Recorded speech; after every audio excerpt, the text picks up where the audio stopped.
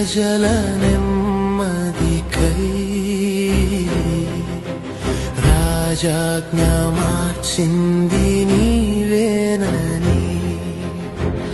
అహమును అణచి అధికారులను అధముల చేసిన నీకు అసాధ్యమైనది ఏమున్నది అసాధ్యమైనది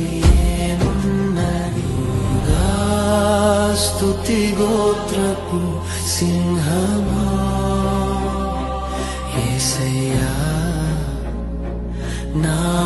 ఆత్మీయ ప్రగతిని